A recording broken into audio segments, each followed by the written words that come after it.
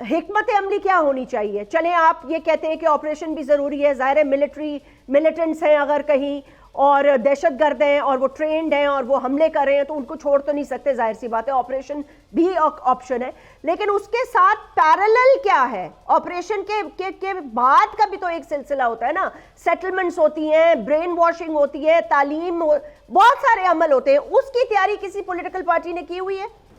دیکھیں جاسمین صاحبہ، یہ جو ایشو بلوچستان کے ہیں اور جیسے کہ میرے تحریک انصاف کے بھائی نے کہا پورے پاکستان اور کے پی میں ہے، اس پر ہمیں یہ سوچنا چاہیے. دیکھیں ہمارے ملک میں مختلف ادارے ہیں، گورنمنٹ ہے.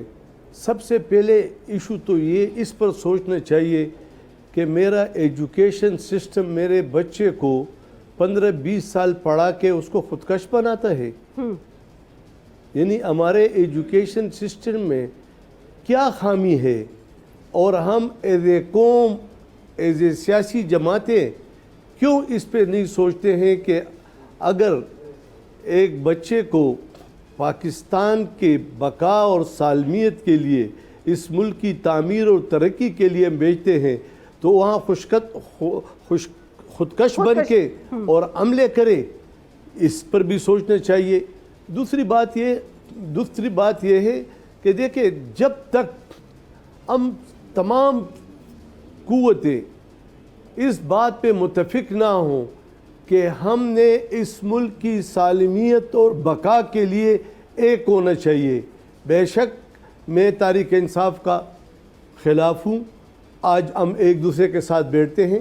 اسی طرح پیپلز پارٹی اور مسلم لیگ دے کے خلاف تھی، آج ایک دوسرے کے بیٹھتے. یہ پولیٹیکل فورسز ہے، یہ ہوتا رہے گا، لیکن نفرتوں کا خاتمہ یہ مجھ پر بھی فرض ہے اور تمام سیاسی جماعتوں، اداروں اور ہر ایک پر ہے کہ ہم اس ملک کی بقا اور سالمیت کے لیے اپنی قوم کو ایک جگہ پہ متفق کر کے اس میں پھر مطالبات ہو سکتے ہیں. سبسکرائب کریں اور بیل دبائیں تاکہ کوئی خبر رہ نہ جائے.